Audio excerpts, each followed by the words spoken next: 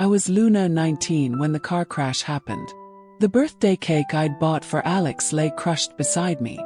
Alex, 20 at the time, held my bloodied body, refusing to let go. By the time we reached the hospital, I was already a ghost.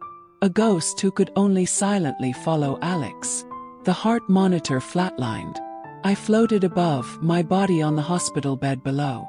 It seemed I was truly dead this time. Only Alex remained by my side. He held my hand, his head buried in the white sheets, sobbing uncontrollably. The story you are listening to is called Ghost of Summer and is broadcast on YouTube channel Mr. Binh. I reached out to touch him, but my hand passed straight through. That's when I realized I was now a spirit. My parents rushed in, leaning on each other for support. I wanted to return to my body. I was dead, and my parents would be heartbroken. But it was too late. The funeral was small, and Alex came. The girl in the photo still smiled, but I couldn't anymore. I was my parents' only child. What would they do? Alex's birthday had become my death anniversary. He'd live with regret. What could I do? Could do nothing. Ghosts have no tears. I had nowhere to shed my pain. Perhaps because I died so suddenly, my parents blamed Alex entirely. My mother punched him, but he stood still like a wooden statue. My mother screamed, "It's all your fault. If Luna hadn't gone to buy you that cake, she wouldn't have had the accident. It's all your fault. Mom, it's not his fault." I floated between my mother and Alex, trying to shield him from those dagger-like words. But those blades passed through me, one by one, all piercing Alex. Just months ago, Mom had held Alex's hand, telling him to take good care of Luna. Just months ago, Alex and I were discussing what gift to buy his mom. Just months ago, Alex and I were the childhood sweethearts everyone admired. Alex apologized to my mother. The boy who used to drop by our house for meals now didn't dare step past the gate of the Sterling home. 19-year-old Luna had become an unhealing scar in Alex's heart. Canvas of grief. In the first year after my death, 21-year-old Alex was diagnosed with severe depression. He dropped out of school, holing up in his room day and night. I watched him paint one canvas after another. Brushes and paints lay scattered across the floor. Bottles of medication were mixed in, hidden by the vibrant colors. What was he painting? He painted 13-year-old Luna, chin in hand, lost in thought. He painted 14-year-old Luna falling asleep while doing homework at his house. He painted 15-year-old Luna holding a camera, taking pictures of Alex. He painted 16-year-old Luna burning the midnight oil doing summer homework. He painted 17-year-old Luna with Alex at the zoo, feeding leaves to a giraffe. He painted 18-year-old Luna in an exquisite gown, beautifully made up for her coming-of-age ceremony. He painted 19-year-old Luna after her university entrance exam, vacationing with Alex in Seaside City, collecting seashells on the beach. Alex said, "My brush was born to paint you, but my little artist can't paint anymore." He couldn't paint 20-year-old Luna. Countless paintings piled up in the corner. Alex faced a blank canvas, unable to make a single stroke. Finally, a few splashes of color appeared on the canvas. I leaned closer to see what it was. It was gray, Alex's tears. I said, "Don't cry anymore, Alex." But Alex couldn't hear me. I wanted to help him pick up the brushes from the floor, but I couldn't grasp a single one. Gave up. I floated in front of him as usual, making funny faces to try and make him laugh. But his eyes were empty, and that sadness carved a hole in my heart too. Every day I silently stayed by his side, watching him live a repetitive life, yet tragedy still struck. Alex cut his wrist on his birthday. His mother brought him a birthday cake, knocked on his door endlessly with no answer, and entered to find him bleeding. The cake was discarded, and he was rushed to the hospital and saved in time. He didn't die. Alex's mother cried, saying, "Luna surely wouldn't want to see you like this. Please, don't do anything foolish again." Alex nodded blankly. After that, He truly didn't do anything foolish again. I was still shaken. If his mother hadn't come in that day, perhaps we would have become a pair of wandering spirits. There was no doubt he loved me very much. But for the first time I didn't want Alex to love me anymore. If he didn't love me, he could live better. Fading shadows. In the second year after my death, 22-year-old Alex returned to school. Everyone says university is easy. I had struggled through my final year, only to die just before entering university. Alex had many friends, and everyone greeted him when he returned. There was a red-haired boy who looked familiar, who had been close to Alex since high school, named Leo. Every time he saw me, he would smile and say, "Isn't this Alex's little childhood sweetheart?" But this time he didn't even dare mention my name. Some wounds hurt even with a light touch. Leo and Alex became inseparable again, just like in high school. With my own eyes, I could see Alex's condition had improved significantly. Later, Leo got a girlfriend and he studied less with Alex. On May 20th, Leo excitedly ran up, his voice cheerful. "Alex, Daisy and I are going to the amusement park. Want to come?" Daisy was Leo's girlfriend. Alex paused for a moment, then shook his head, pointing at the empty easel. "No, I haven't finished painting yet." Leo rolled his eyes. All right, I know you're obsessed with studying." Alex chuckled, and they bantered back and forth. The sunlight shone on Alex, making even his hair seem gilded. I watched, lost in thought.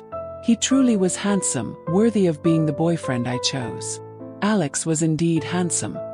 Otherwise, so many people wouldn't have dared to approach him despite his cold demeanor.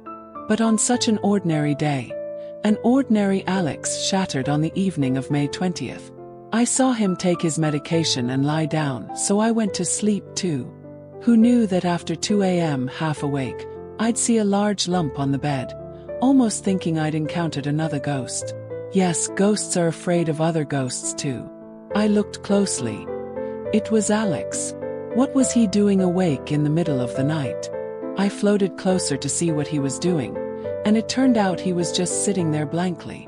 I breathed a sigh of relief. He couldn't sleep, so I stayed awake with him, circling around. Alex's hair stood up like a bird's nest.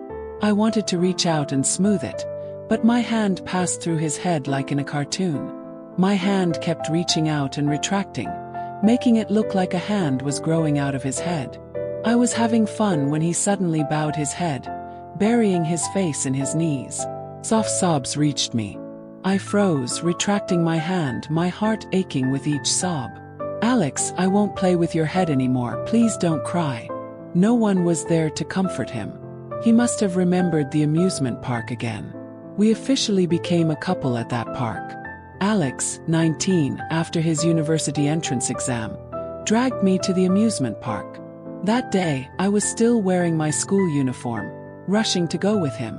After riding the roller coaster, my face turned pale. He said, "Luna, let's take a picture, you're the palest now." I glared at him and he chuckled. We stood beneath the roller coaster, foolishly making V signs. After the picture, Alex started his antics again. "Luna, I've finished my exams. Aren't you going to give me a gift?" "What do you want?" I asked. He suddenly fell silent. I turned to look, meeting his gaze. In the noisy amusement park, he whispered, "Luna, let's be together." It was so soft, but I still heard it. I said, "Yes." If only I had known, I wouldn't have agreed that day. Now he was crying, so fragile he seemed like a broken object. A hammer named Luna relentlessly pounded, shattering him. A new horizon. In the third year after my death, 23-year-old Alex met a girl. In fact, over the past 3 years, he had met countless girls. But I only remembered one because she resembled me so much. How much? The first time Alex saw her, he called her Luna. I was beside him, scolding him. "Well done, you're even mistaking me." She wasn't Luna. Her name was Lily. Such was fate. If you meet once, you'll meet again. Alex always coincidentally ran into her all over the campus. Finally, in the library, Lily actively asked him for his contact information. That's when I realized it wasn't a coincidence but a setup. Alex said nothing. I saw a hint of awkwardness on her face, but she resolutely stood waiting for an answer. To my surprise, Alex refused. The more Lily was rejected, the more persistent she became. She got his number from somewhere and kept texting him. Alex only occasionally replied with a few sentences, all implying rejection, but in the end, it wasn't the same. I knew it. Lily wasn't like the others. Her appearance alone was different. I hoped Alex could step out of my shadow, but I selfishly wished he would only love me forever. They say that after death, souls don't dissipate or reincarnate because they have unresolved attachments. I had been a ghost for 3 years. My attachments might be not being able to care for my parents, or not being able to be with Alex. There was someone here who loved me. How could I bear to leave? Alex didn't accept Lily's advances. That evening she asked him, "Who is the girl in your profile picture?" Alex stared at the picture in his friend circle, looking again and again, finally typing 3 words. "My girlfriend." His girlfriend who had died 3 years ago. He sighed. As for why I was worried, I blamed my selfishness. Alex muttered to the air, "Luna, I thought you came back. Luna, no one can replace you. Luna, I miss you so much. Luna, can you hear me? I miss you so much." I heard him.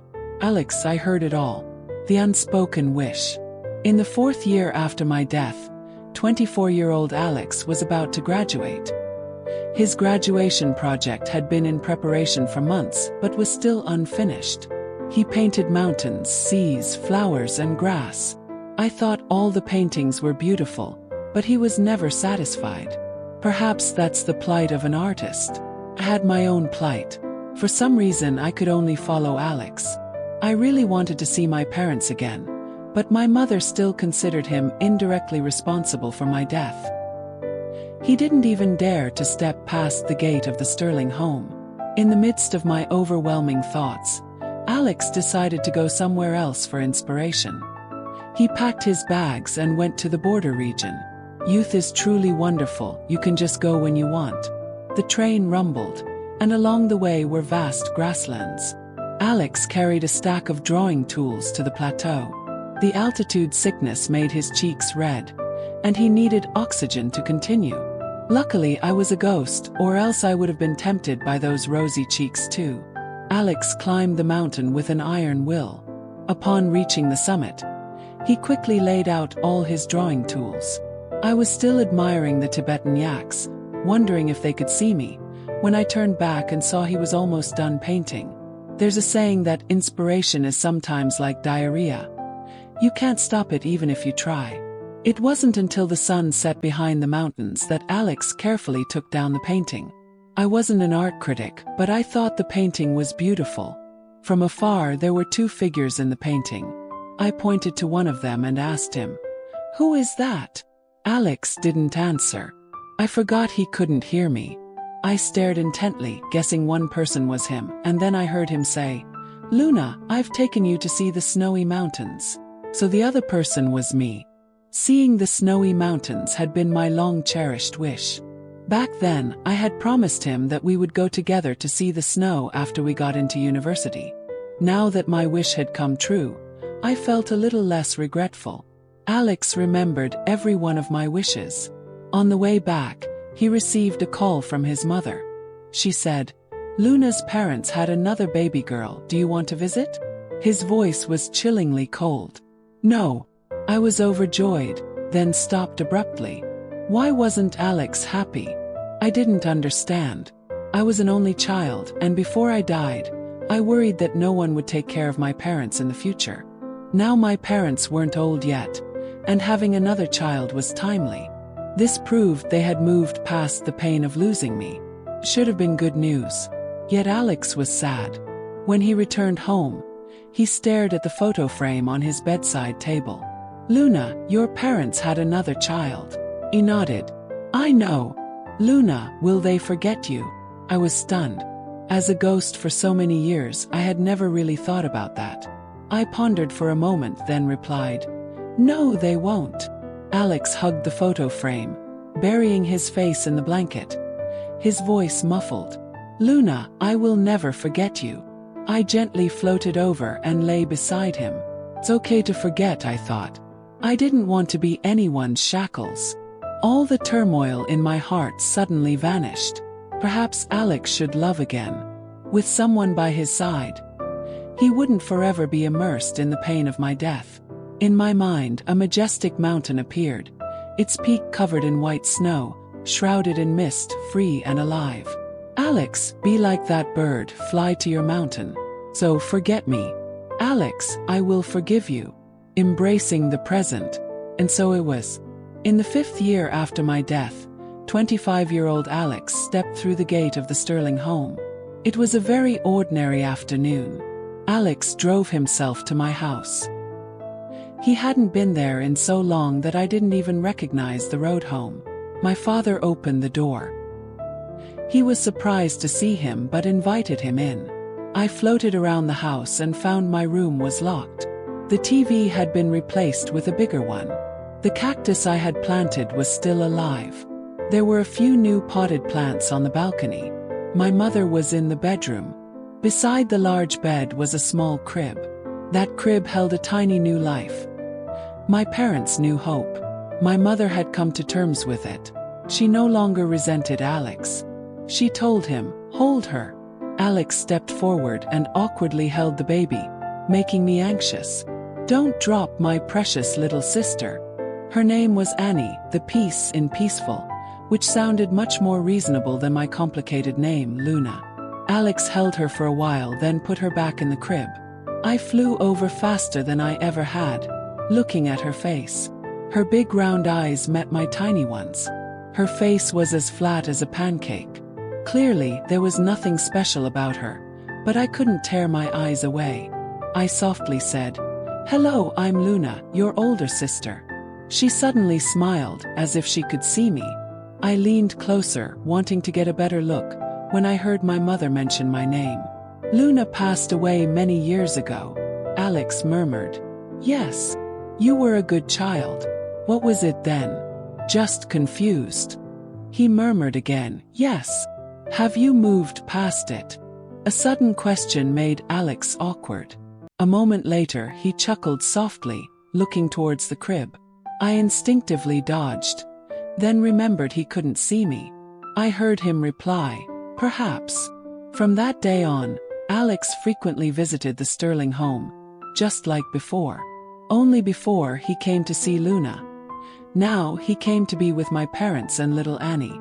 Both sides became close again. I knew it. After being neighbors for over 10 years, how could my mother hate him forever? That year I let go of many worries. That year Alex started working. I discovered that the noisy teenager of yesteryear now knew how to wear a suit and confidently blend into society. Alex opened his own art exhibition. My little artist had become a great artist. The exhibition featured many paintings of me. A young girl held up her camera and asked him, "The girl in the painting is very important to you, isn't she?" Alex stared at me in the painting and softly said, "Yes, the one I love." 25-year-old Alex still held a place in his heart for Luna. A new chapter. In the 6th year after my death, 26-year-old Alex established his own art studio. There were many other young artists in the studio. They encouraged him to paint something on the spot. Alex set up the easel, mixed colors, sketched the outline of a woman, then suddenly stopped. The students murmured, waiting, asking him what was wrong. I also wanted to ask him what was wrong. He suddenly stood up, plunged his brush into a bucket of water, splashing it everywhere.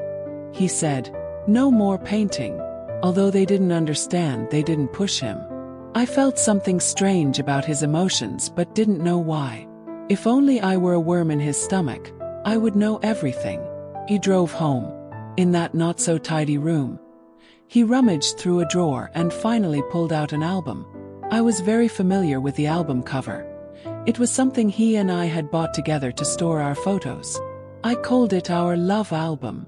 Alex turned page after page as if he could never see enough. I vaguely guessed something. He had forgotten what I looked like. When he looked at the photos, he still seemed calm. I was secretly thinking. Finally, he's grown up. Then the corners of his eyes turned red. He wiped away tears with one hand and turned the pages with the other. Had guessed wrong. Alex was still Alex. He had just put on a steel armor, but inside, he was still glass, and just forgetting Luna's image would shatter him. I sighed softly, gently embracing him, my hands passing through him. I hugged empty space, and a feeling of causeless helplessness enveloped me. I had once brought him happiness and memories, but also endless longing and pain. "Luna, I've forgotten your appearance," he murmured again. "Luna, don't blame me, I'll remember." "I don't blame you, Luna. You should hate me for leaving you alone." "Hate me? Forget me." "Luna, I don't hate you. I love you." The tears clearly passed through my hands, yet my palms felt scorched. I'd rather he hated me. "Alex, forget me. It's just a shame he couldn't hear me. It's just a shame he couldn't hear me." Remembering and releasing. In the 7th year after my death, 27-year-old Alex returned to Seaside City alone. Seaside City wasn't far. After the university entrance exam, I had gone there with him. It could be considered the last time we were together before I passed away. Alex, like his previous trip to see the snowy mountains, packed a small suitcase and just went. He chose summer just like the year we went. He went alone to the old town, where there were many craft stalls. I followed him around and around but couldn't find the old man who carved wooden statues from before. Actually, the statues he made weren't exquisite. They were horribly ugly. Alex would usually complain about ordinary ugly things, but if something was indescribably ugly, he would definitely buy it. Back then, he held the newly bought wooden item high in the air and shouted, "This is Luna! A statue with no discernible nose or eyes. How was that like me?" Because of that, I refused to talk to him for the entire morning. He then went alone to the ancient city wall. The wall seemed older, but there were still many tourists taking pictures. Alex and I had taken a picture there too. That day, I hadn't put on sunscreen, and he insisted on taking a picture in the scorching sun, which I absolutely refused. The wall had engraved characters, also considered a tourist spot. Alex said he wanted to take a picture. I saw shade below and reluctantly agreed. We both grinned, taking a truly silly and ugly tourist photo. That picture was the one Lily had asked about. I thought it was too ugly to post. He then went alone to the flower park. There were many flowers and many mosquitoes. I was wearing a dress and got several bites. Alex always had mosquito spray in hand, spraying it everywhere he went, like a self-appointed protector. Sure enough, wherever Alex went, he attracted attention. Finally, the spray was confiscated by the park staff because he sprayed too much. He then went alone to Seaside City Beach. The sea, the sunset, the waves, long hair, long dress. It should have been a romantic and poetic scene. But the wind was too strong, and my hair flew wildly like seaweed. I held it to the left and then to the right, looking like a female ghost. While I was struggling, a hand from behind helped me gather all my hair. My hands and vision were finally free, and I could finally properly admire the beautiful scenery. Alex suddenly turned me around, so I faced him. The waves crashed softly, and the surroundings were quiet. Alex asked, "Luna, can we kiss?" I saw his ears turn red, and my heart felt like it would burst from my chest. I replied, "Yes." Alex bought many things in Seaside City. Wooden statues, seashells, and various local specialties, all of which he sent back to my home. Annie played until she forgot the world. My mother didn't ask if Alex had moved on from the past. She just smiled and said, "Alex, you've matured." A fading attachment. In the 8th year after my death, 28-year-old Alex had a big fight with his mother. It happened during a family dinner. A woman about his mother's age brought a child and joked, "Alex is so old and still not getting married?" Just that one sentence ignited his mother's dissatisfaction. That night, the argument erupted. Actually, it wasn't an argument, but his mother's solo outburst. "Luna has been dead for 8 years. What's the point of holding on to a dead person? She's stolen your whole heart. Have you ever thought about how I feel? You have a career now and you're not bad looking. Is it necessary to be like this because of a past love? Alex bowed his head deep in thought. The year I died, my mother cursed Alex. 8 years after my death, his mother cursed me. But many years ago, his mother had held my hand, smiling gently and saying, "Luna, will you be my daughter-in-law someday?" At that time I blushed, too shy to answer. And now she screamed, hating me to the bone. Soft sobs echoed. Alex's mother sat on the sofa, crying. I wanted to apologize to her.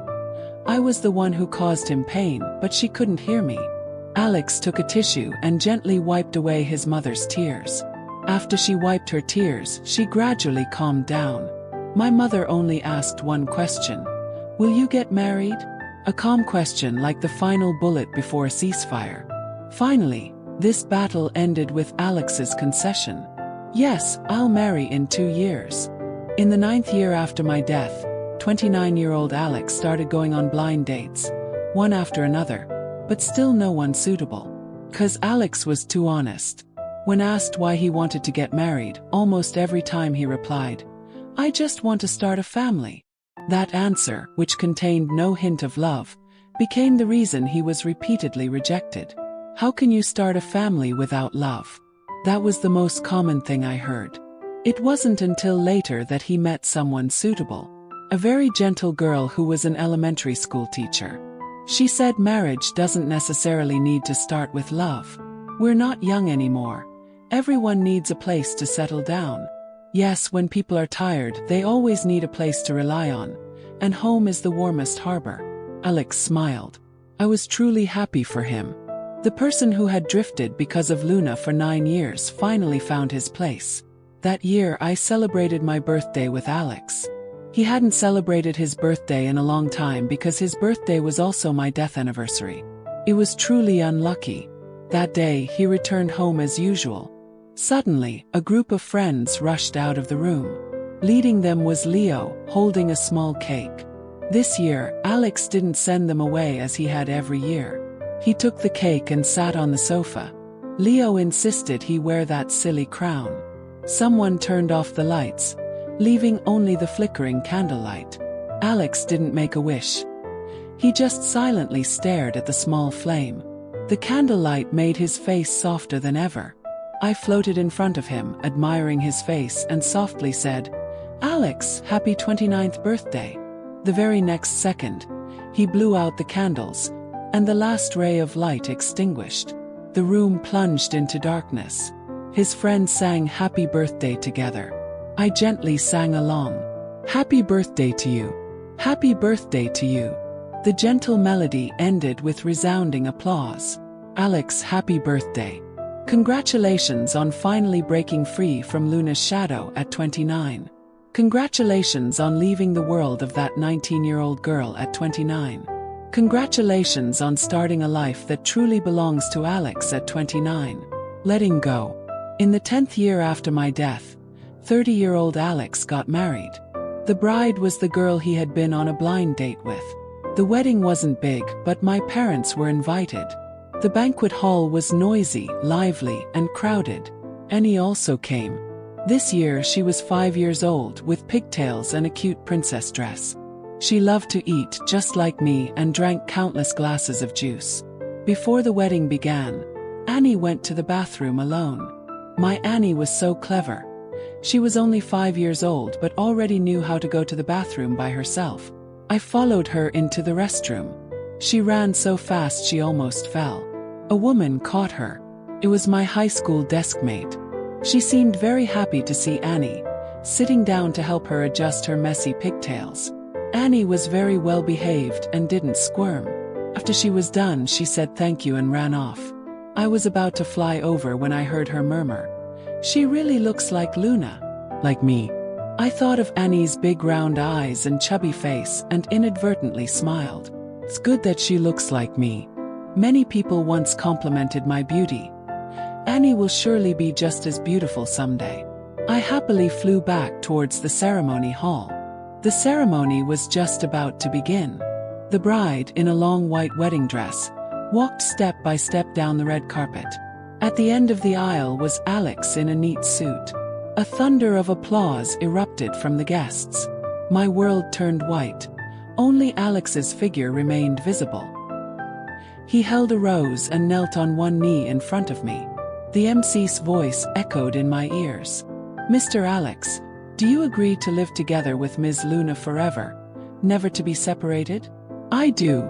I reached out to touch the rose, then suddenly realized the MC's voice was exactly like Alex's. I remembered now. It was at the Seaside City Hotel. Alex had once used his phone to record himself as the MC, bought a rose, and reenacted a wedding with me. Finally, he loudly said, "I do." Time flies so fast. That was 10 years ago. I returned to the ceremony hall.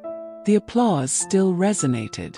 The MC's words were many, all wonderful blessings, unlike his self-recorded version. But Alex's answer remained the same. I heard him say, "I do." "Me too." The guests cheered and applauded. Amidst the cheers, Alex placed a kiss on the bride's forehead. At the Seaside City Hotel, he had once kissed me on the lips. 20-year-old Alex and 19-year-old Luna had a pretend wedding. That was enough. A final farewell. In the 11th year after my death, 31-year-old Alex had a child, a baby boy. In the hospital room, he gently held the baby, as awkwardly as he had held Annie years ago. His wife lay on the hospital bed, smiling gently at him. He officially became a new dad. He learned how to change diapers and mix formula. I secretly peeked at the baby. His skin was wrinkled, just like Annie when she was born, looking like a tiny kitten. Leo brought Daisy to congratulate him. Alex stood in the hospital hallway, smiling softly, carrying the joy of being a father for the first time. I suddenly remembered that 11 years ago, also in a hospital hallway, Alex had cried until he couldn't breathe. Everything changes. All wounds, all pain become insignificant over time. Annie was 6 years old. Alex had his own family. It was time for me to go. My spirit gradually became transparent. I suddenly felt panicked. I realized I had so many things I hadn't said. For example, I was truly sad. I truly wanted to live. I wanted to hug Annie. There were no more examples. I hadn't changed. I wasn't noble at all. I was still very selfish. I just wanted to say, "I love you. You must remember me. I love everyone. Everyone must remember me, even if I am gone forever." Today marks the 12th year since Luna passed away. I am 32. Early in the morning, I drove to the cemetery. Her parents also held a bouquet of flowers. They stood there. In the photo, Luna still smiled as brightly as a flower. Her parents were old, and so was I. Annie was already in elementary school. Everything had changed. Only Luna remained the same, forever 19. I placed the flowers on the grave, my heart unusually calm. In that moment I thought a lot. I lost her when I was 20. 20-year-old Alex was deeply in love, but also childish and stubborn. That's why it took me 10 years of wandering to finally dare to step out, to dare to walk down the wedding aisle. My wife is very gentle, a kind person, suitable for me. She knows I have a past but doesn't mind. Just like she said, we've grown up, and everyone needs a place to anchor themselves. When I held my child in my arms, feeling that tiny life stir, I understood the true meaning of a harbor. A place that heals all wounds. Time will numb all pain. People cannot be forever imprisoned in memories. I accept reality. The living must continue to live. Luna's parents are like that, and so am I. That night I had a dream. In the dream it was Seaside City Beach. In the distance, 20-year-old me and 19-year-old Luna stood side by side. A gust of wind blew, tangling Luna's long hair. 20-year-old Alex said something, and then I heard Luna's voice. She said, "Yes." What did she say? I can't quite remember anymore.